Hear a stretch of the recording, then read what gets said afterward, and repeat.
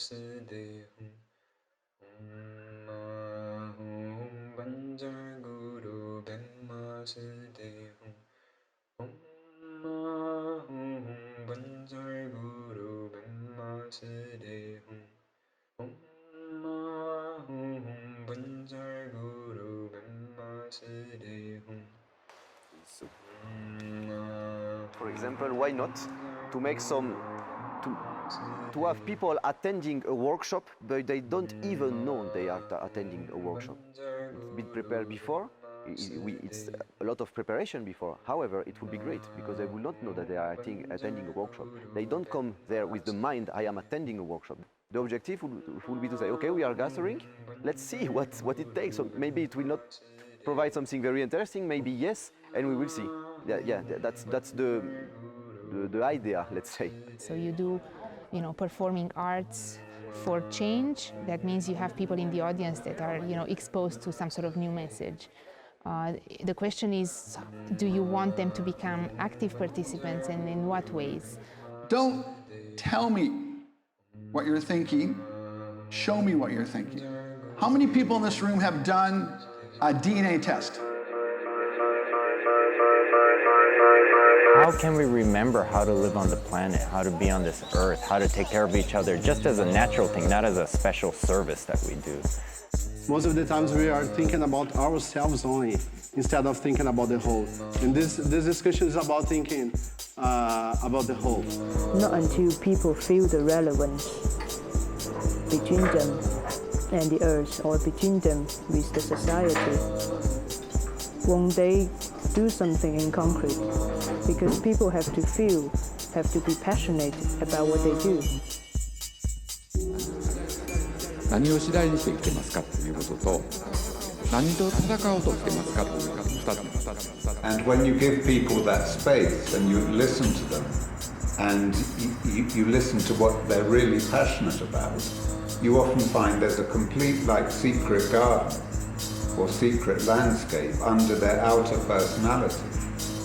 And once you've awakened that garden and people start tending that inner garden, then incredible things start growing there that you wouldn't expect.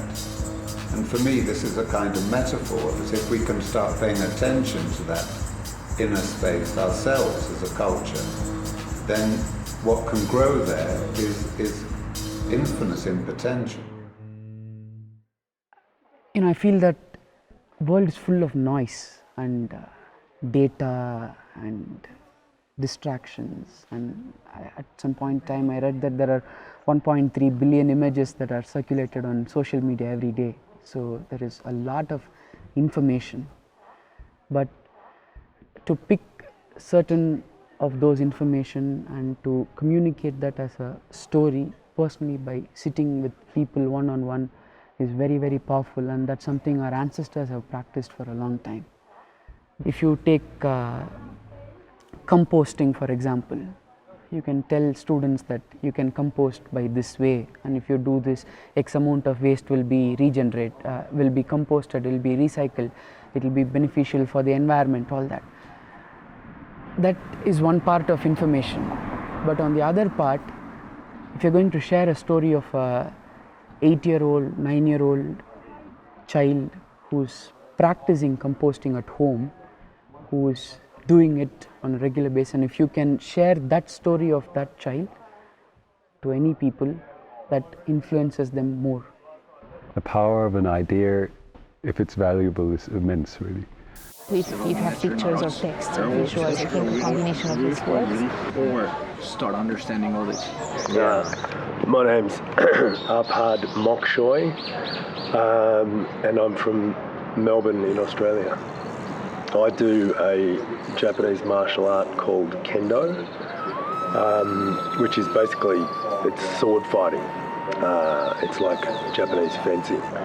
And the reason I started Kendo was because I was born in 1976, and in 1977 George Lucas released the first of the Star Wars movies, and it was an instant hit, a blockbuster hit back then. And so as a little kid growing up, I watched Star Wars and loved Star Wars, and I wanted to become a Jedi. And to be a Jedi, I thought I should make a lightsaber.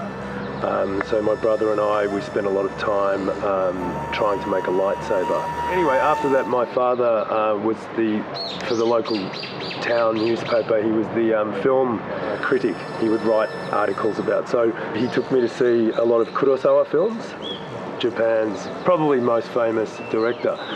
So, you know, as a kid, I'd be running around the cinema, you know, there'd be a big cinema, maybe one or two people, because the films weren't popular at the start because people didn't know about them.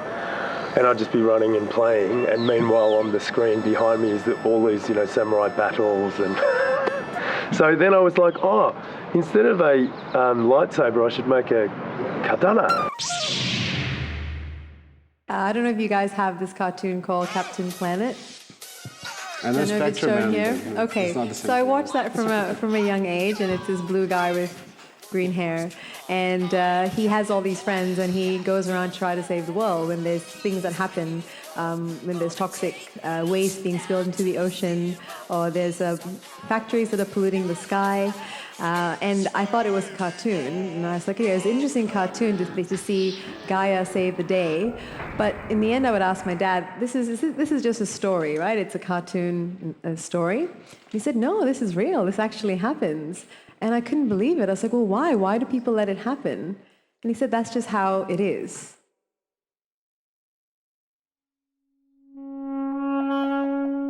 When I was born, my parents took me to the herbalists, the seers in Nigeria. These are spiritual gurus who tell you what becomes of your future.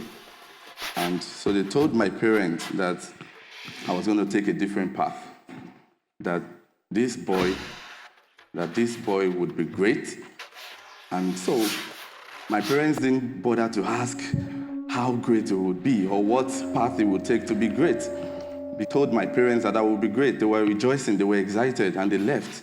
And so my parents began to save so much money so that I could go to the university to become a doctor or a lawyer or work in the bank or gas sector. And so that was the mindset that my parents gave to me. That was the mindset that I grew up with.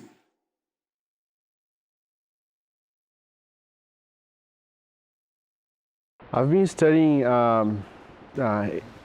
the relationship between people and companies for a while. And I think that when we started building companies and looking for profit mainly, I think that's the moment when we got disconnected from nature, because you're just, you know, looking for how can we have more and more profits out of the companies that we have, and we started serving the economy instead of having the economy serving us. The burning question in my life has been, what is the root cause of so much suffering in the world? And how can we create real peace and happiness? So that question led me to study in college eventually, to study the logic of capital versus the logic of nature by reading Karl Marx and Charles Darwin. The logic of capital is exponential growth, is the accumulation, perpetual accumulation of private financial profit at the cost of everything else. And the logic of nature is almost the opposite. It's the understanding of impermanence and the interconnection, interdependence of all life forms. So behind so much wars and conflicts and sufferings in the world, it seems to be these two logic that's fighting against each other. From the drought and the forest fire in California, to the air pollution in China, to the nuclear meltdown in Japan, behind the scenes, all these two forces grinding against each other. So my question was, can we create harmony between nature and capital? And can we go inside the system of capitalism to change it from within? If you look to old cultures, or if you look to dramatic moments where civilizations have fallen, then you find this same pattern of an increasingly concentrated power that kind of gets completely arrogant and headstrong in its power, and that this civilization then kind of hits head on with this greater truth, which then re-establishes its order and its balance. So that law of balance and the kind of reasserts itself, and humanity kind of makes another step forward on its path.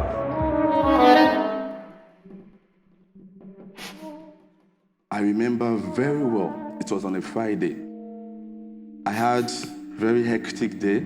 The lectures were so tight. And so after the day's lecture, I went to the school's library, picked the newspaper for the day, and began to read. And then I opened a page. I was shocked. The Minister of Education at that time in 2006 gave an analysis about the challenges that the young people in the country were faced with. She said that in our higher institutions, we graduate about 300,000 young people every year. Less than 30% of these young people could actually gain meaningful employment. And she gave us a shock that Nigeria, my dear country, is raising over 1 million highly skilled, not doctors, not lawyers, not engineers, not farmers, over 1 million highly skilled criminals every year. And so at that moment, my path changed. I began to think about this. I stopped going to classes, my grades dropped, because I was focusing on what I could do to stop this great country from being devoured by 30 million criminals by 2020. And so what did I do? I read the report on agriculture, the potentials of agriculture in Nigeria. Nigeria spends over 6 billion annually importing food it can conveniently grow. Nigeria has over 84 million hectares of good land with less than 40% utilization when it comes to agriculture. Water resources, 279 billion cubic meters of surface water, untapped irrigation potentials with 3 of the 8 major rivers in Africa. And so when I saw this, my eyes were opened. I saw big opportunity. And so I saw 30 million young people who become potential criminals in one end. I saw vast opportunity with agriculture in the other hand. And so I began to merge the two together.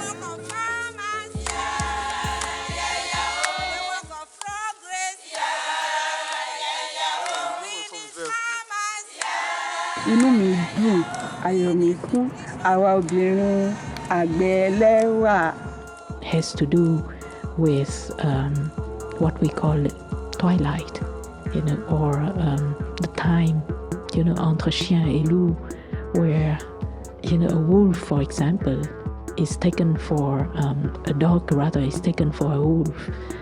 And so people's identity during that time get transformed. And it's in that in-between space, that something happens that is not yet known.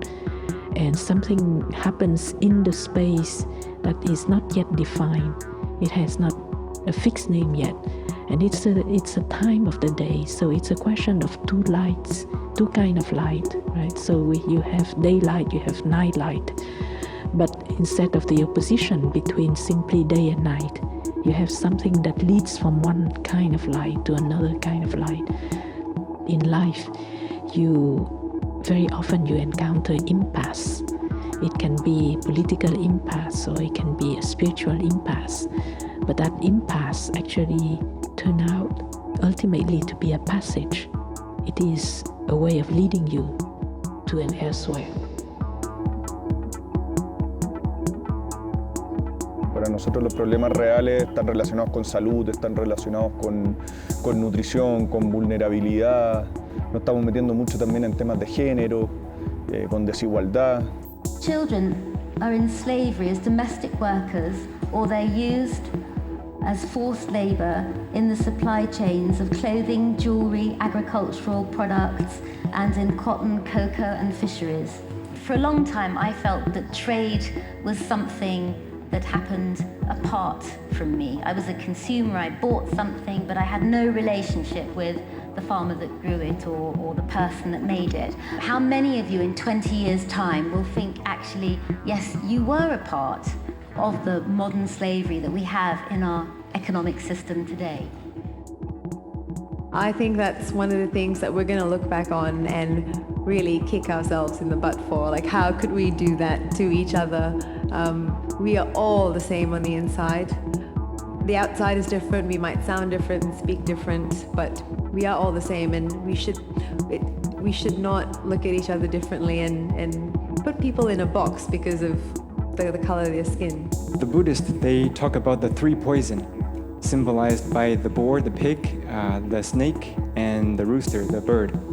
So the pig is the ignorance, the poison of ignorance, because we don't know who we are. We are disconnected with ourselves. That creates a spiritual problem. And then we try to consume things outside to fill that gap. And that leads to greed. We want more resources. And that creates a disconnection between us and nature and an ecological divide. And there's not enough for everyone. We're already using more than 1.7 planet resources. So we fight with each other, and that leads to hatred. And that is the disconnection with others, and that creates a lot of social problems. If the leaders, if the government do not have heart-centered leadership, can't we remove them and put those who have heart-centered leadership, heart-centered mindset? Plastic, I mean, it's only been around for the last 70 years, and look at the Pandora's box of issues. I mean, it's not just an aesthetic issue. It's one thing seeing it on beaches and streets and piling up in landfills around the world, but also from a biological perspective, understanding how it's bioaccumulating in Earth's systems and even in our own bodies. You know, we're finding it in fish and shellfish and in soils now. So I think in some ways we don't even have it's not even an option. Like, if we're gonna be around on the planet in 150 years, we need to address the plastic issue. Otherwise, we will ourselves become plastic. If you look at it from a personal perspective, it's a choice, really, whether you want to live with a small self or a big self, you could say. Small self is like, all I think about is me, here, now. But there's another way to live also, which I call big self, which is you look not just for yourself, but you think about other people. You think not just about the here, but also about other locations around the world. You care for other people around the world. And you think not just about the now, you also think about the future generation. There's a saying by the indigenous people that we have to take care of 7 generations from now on to the future, and also looking back to the 7 generations before. We treat sustainability as if it's something of our own invention, but for me, sustainability is something that exists in the world. There is a law in nature which delivers harmony and creates balance, and everything lives according to its own need and in proportion with everything else that lives. So for me, we have to find that law of sustainability in existence. It's not something, an intellectual construction. Ring to ourselves, individual, a ring to community, to the people around us, and a ring to the earth.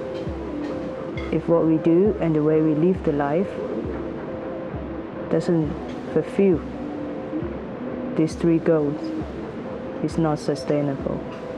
For me, that is key, because if we see ourselves not as something external of the natural world that either has to protect it or affects it, but if we see ourselves as embedded within the living system, we take responsibility about the way we participate in that living system that sustains us.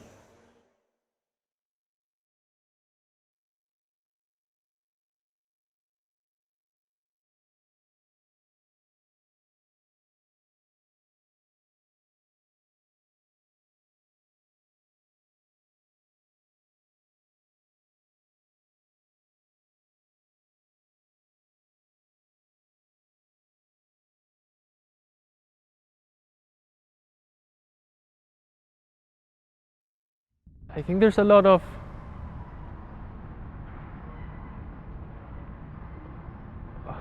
life and of movement that can happen when we as humans question ourselves, how can we add quality to the web of life? How can we stop solving problems, and how can we allow the problems to solve us? So how can we stop seeing this whole challenges as a problem that we need to solve, sort of that we can keep things together and sort of maintain, but we can see how can this really unravel our potential and sort of bring forth an expression of humanity that is needed, that is incarnated, that is, it's a very exciting question.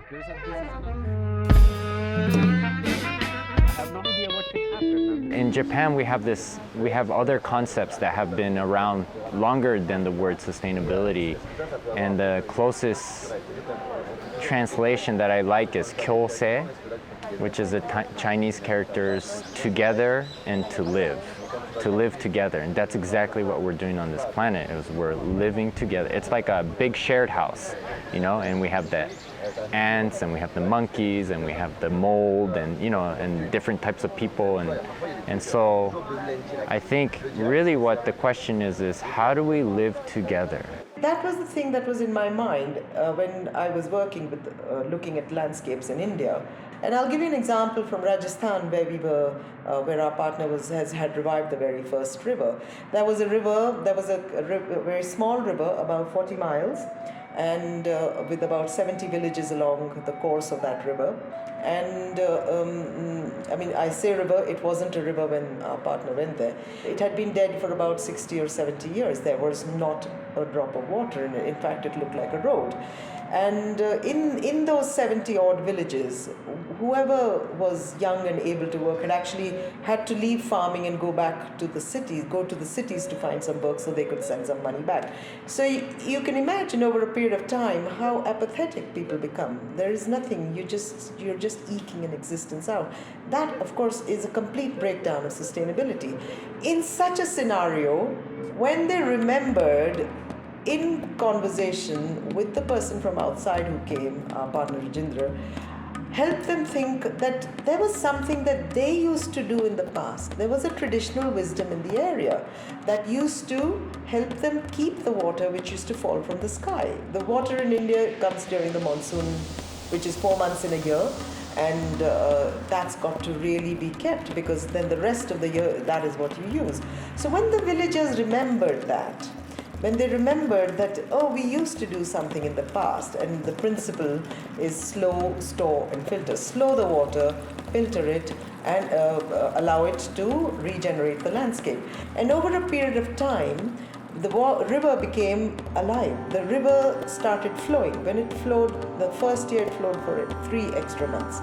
In the 4 years, it flowed for about 8 months. In 12 years, the river flowed perennially. So from a dead river where there wasn't a drop of water, these people working with themselves, the ones who government had forgotten, these people actually revived the river, which brought back their life. That's the work that I enjoy the most, where it's not, sustainability isn't a concept that's being taught by an elite group of people saying we need to do this. Sustainability then becomes a very real experience. It becomes a practice, it becomes an action for communities to do something instead of feeling overwhelmed with this degradation they see around them. Instead, they're doing something active and rejuvenating their lives. So that understanding of what role governance plays, whether it's self-governance or governance in collaboration with elected government, that's a crucial understanding citizens must have. And when we have that, then we really take a step towards sustainability.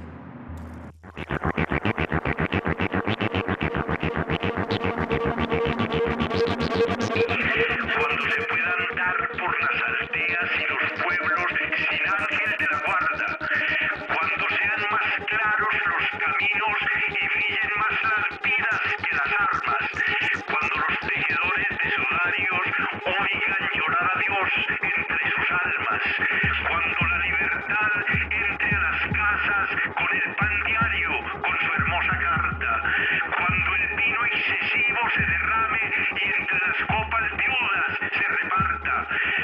la sombra que hacen las banderas sea una sombra honesta y no una charca.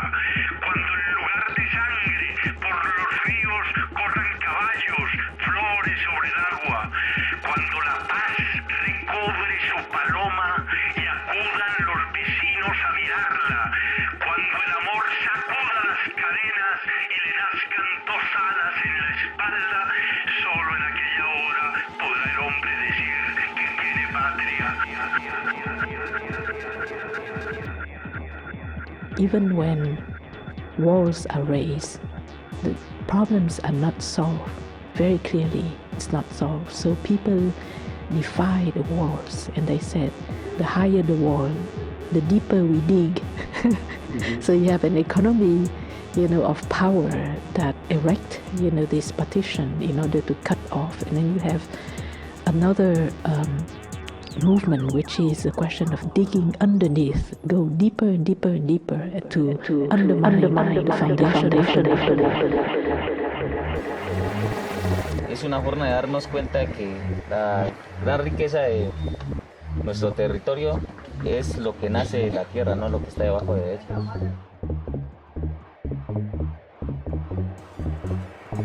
Yo soy cajamarcuno, pues pertenezco al colectivo socioambiental y juvenil de Cajamarca, Cosajuca. Nuestro trabajo ha sido siempre pues con los campesinos y las campesinas, digamos, como que siempre ha sido pues ese como construir pues de los jóvenes con los campesinos para pues proteger el territorio y pues también para construirlo, ¿no? Cosajuca inicia pues unos jóvenes que están parchados en el parque de Cajamarca, pues algunos estábamos en el colegio, otros no les importaba pues esa forma de educación del colegio, entonces estaban otras formas de haceres, siempre como que pensándonos en Cajamarca, ¿no? Y como que analizando el tema de que no hay oportunidades para los jóvenes en Cajamarca, en espacios, ¿no? Desde la institucionalidad, desde la administración, y como que no era nada para los jóvenes. También como que empezamos a escuchar el tema del Anglo-Gol Ashanti, empezamos a indagar, en Cajamarca se empiezan a surgir organizaciones también para ese tema, pero entonces hay como que un momento donde decidimos como que, bueno, nosotros queremos cambiar el mundo, pero tenemos que cambiar nuestro espacio donde vivimos, entonces por eso hicimos colectivo. Iniciamos con una vaina que se llamó la Jornada por la Defensa de la Madre Tierra, que entonces era una semana donde habían talleres sobre el tema de la medionería, pero también había jornadas de limpieza por los ríos, había el tema artístico y cerramos con un concierto, que era un concierto como también llamando a encontrarnos entre las diferentes expresiones culturales y artísticas, entonces un concierto donde estaban los raperos, los punqueros, los metaleros, y estábamos todos parcheando ahí bajo la consigna de defensa de la madre tierra, ¿sí? del territorio. Entonces también ya hay un momento donde creemos necesario que, pues, para poder defender los intereses de Cajamarca, que es la vocación agrícola, entonces realizamos una consulta popular.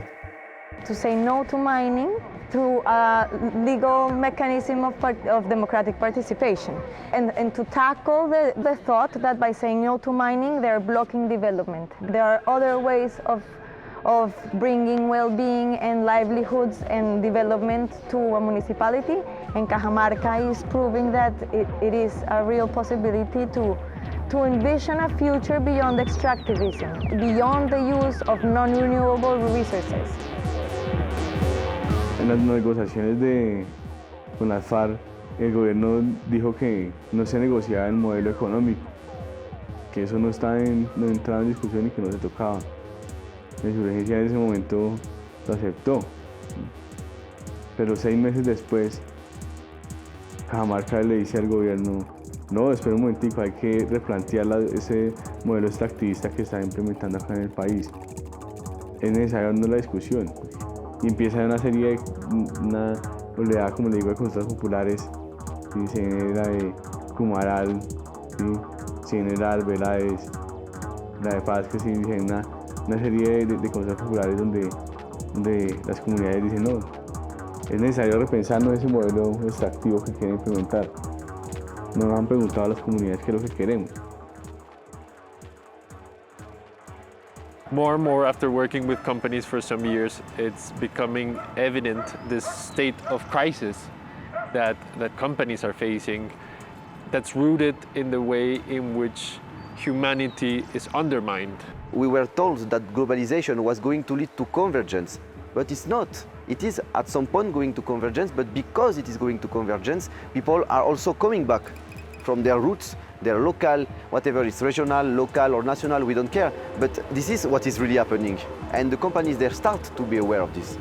Yeah, we call this context a post-globalized context, a context created by globalization, which doesn't mean, I hope, that we will all become the same, that we will all become individuals. I really don't like these terms of individuals. Yeah, we are all individuals, but for sure we are. But we are also humans, not because we are individuals with big brains. We are humans because we are cultural animals who need to live in communities. The moment we are only individuals, we are not humans anymore. Las grandes empresas, que son los que nuestros principales clientes, muchas veces quieren cambiar, se dan cuenta de que están generando impactos negativos y que tienen que hacer algo, pero son empresas que son muy pesadas de estructura, no es tan fácil llegar y cambiar una empresa. Entonces, una buena forma de empezar tal vez a cambiar un poquito el rumbo es empezar a aprender de nuevo emprendimiento, empezar a aprender también de lo creativo que es el sector civil, y a partir de eso generar también alianza y colaboración entre esa empresa privada y ese nuevo emprendimiento. Esa es una muy buena forma para empezar a innovar. If they really know how to dialogue and really listen what the communities are in need or what the communities have to offer or what is the local knowledge, and at the same time sharing this value and telling about what they do in some kind of way to the consumers, to the ones that are maintaining this movement, are sustaining this movement. I think that everybody will have a part and good life, you know, the consumer, the enterprise, the producer, and nature. Who you are? Yep. My name is Peter David. I am from Denmark, but I've lived in Japan now for 27 years. And I'm one of the co-founders of NELIS, Next Leaders Initiative for Sustainability, which was founded here in Japan in 2015. Well, I worked with corporates on sort of sustainability consulting. And one day in summer of 2004, actually, I was riding a train up to Epson, one of the big global companies, printer companies and so on. And suddenly the idea of NELIS struck me on the train. The name, Next Leaders Initiative for Sustainability. And at that time, I also had the idea of Network for Leadership and Innovation in Sustainability. It struck me on that train. I started jotting down some ideas. And the feeling was that you will never arrive at sustainability working just through corporates because of the system they're embedded in. The capitalist system they're embedded in will not allow true sustainability. So I just had the idea suddenly.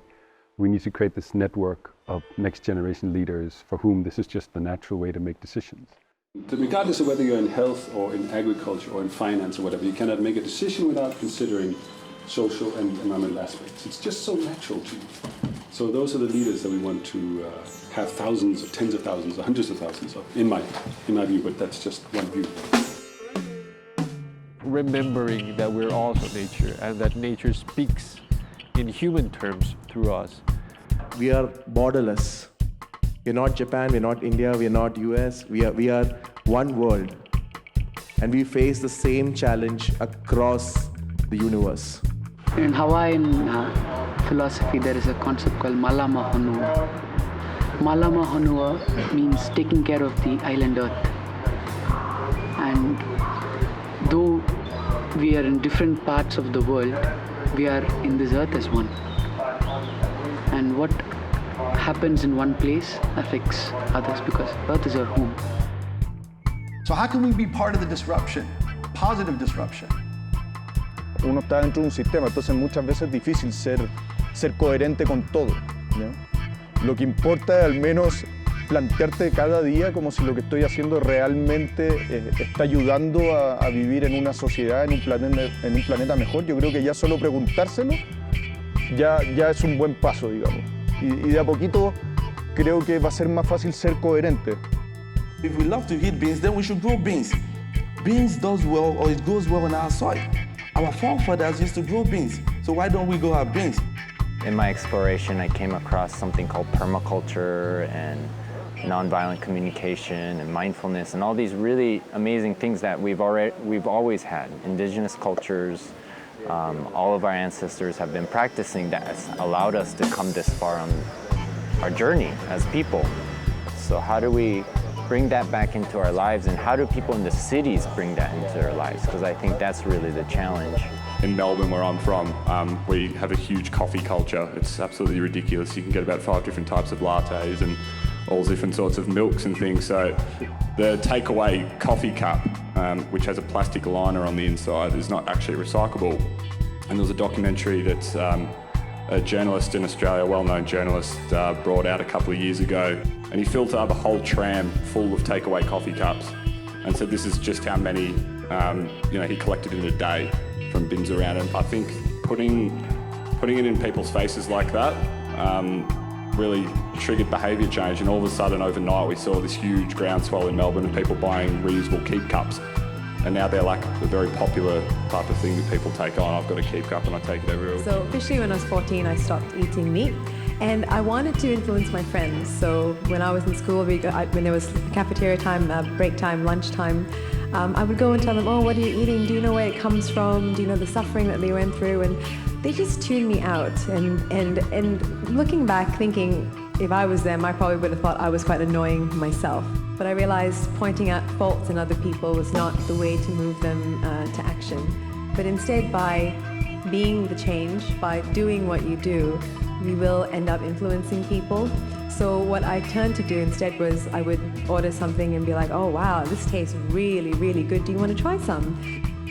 We talk a lot about, in Western culture, maybe mainly about breakthrough. It means you have the old order, the old minds or whatever here, and then you try to break through this to come to a new future. But you lose such a lot of energy trying to break through the old minds or the vested interests or whatever, that some people burn out in the process. They get so frustrated. So for Nellis, I don't really want it to be a protest organization. I would prefer that we just bypass these obsolete practices or old minds or vested interests, and we just build a better future on the other side. If we just create all the attractive actions, show people that there is a much better future on the other side, then there will be a natural movement towards the better choice, I think. And then we can just leave the old minds, the vested interests, the obsolete practices in people, we can just leave them behind. And one day they will be like dinosaurs.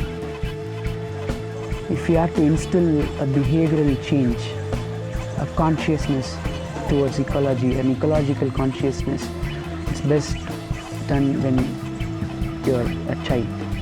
Because when you're growing up, when you're connected with the natural world, then you grow with the natural world. And specifically, it's important to work with schools, because there is no other place where we can have children going through a learning journey for 15 years. So if we can repurpose schools, bringing environment conservation and sustainability as core learnings, then it's going to change the way we see the world. A lot of youth in Nigeria are tired and they want to challenge the status quo. And what we want to do, we want to train them to take their destinies in their hands. We don't just say, come and be a farmer, okay? We help or we work with schools and educators to build school farms. So we go to these schools, build school gardens, school farms. So when you learn in the classroom, come to the garden. This is what they have taught you about corn or about maize. See it in the garden, plant it. And so when you plant it, see the process it goes through. You harvest it, we bring traffic to your school through the market, farmers market, and then they buy from you. So you learn farming, you learn entrepreneurial skills, you learn communication skills, you learn leadership. Basically, you are beginning to develop the interest in you. I think that the etymology of education is something that's very straightforward that we often forget, no? And I don't remember the exact words, but it has to do with bringing forth something that's within. And being able to have the childlike mind, even as we grow older, and realizing that there's still so much that we don't know. We can still learn, and just keeping our minds open. I mean, Akimoto-san has shown us that the importance of acquiring knowledge at any age and being open to talking to people that we haven't met before. Sometimes we are not very proud of what we are, but it's because we don't really know what we have. How many planets are there that can hold life like we have here? And maybe in the future we will be able very easily to reach the world, but to reach what? If we are going to reach the same people than us, because globalization has made us all the same, there is no point to reach the world. So we have to think that maybe our children and our, let's say, grandchildren, we also have the need to meet the differences. エネルギーを持っている人たちが集まればさらにいいものになるだろうというふうに思います。Basically what that concept is, it's Aiki. Aiki. So Aiki means where you take your key and you put it together with your partner's key.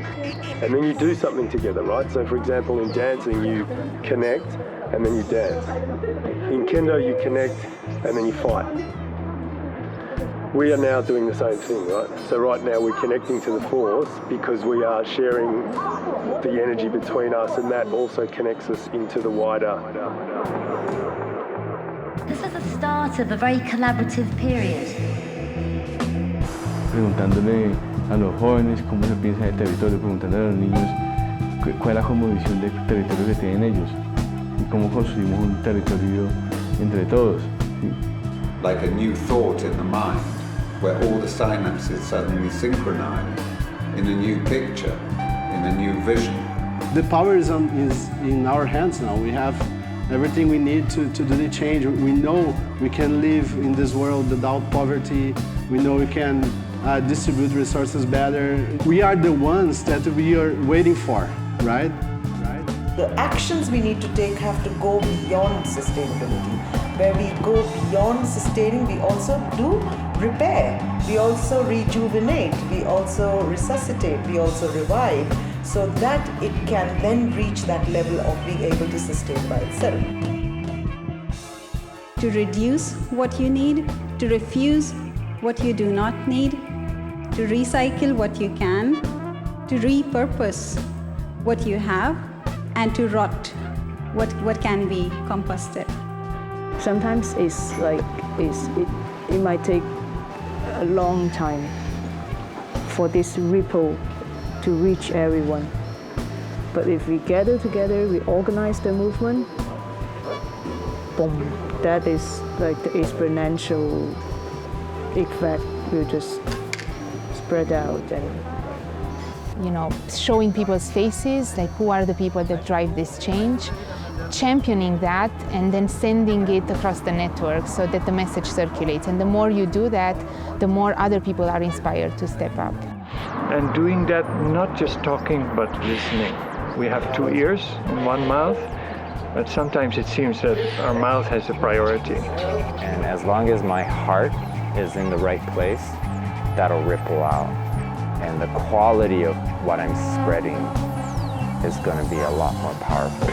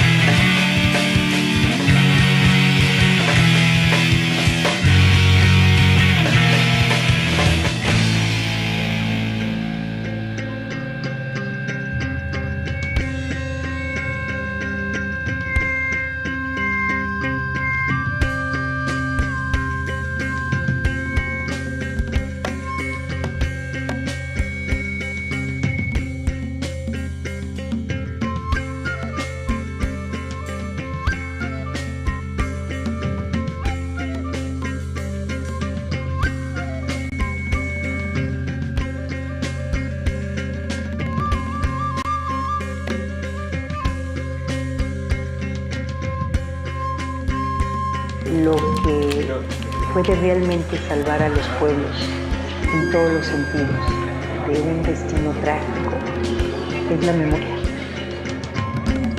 The Sustainable Development Goals. So fair trade really covers in their fair trade standards each one of these Sustainable Development Goals. And I think there is one missing, actually. I think the 18th goal should be media for the goals. And media means the communication to promote the Sustainable Development Goals. And this is something that is absolutely critical to making the Sustainable Development Goals work, I believe. Rolling, camera, rolling. So we're rolling now? Arigato, Peter-san.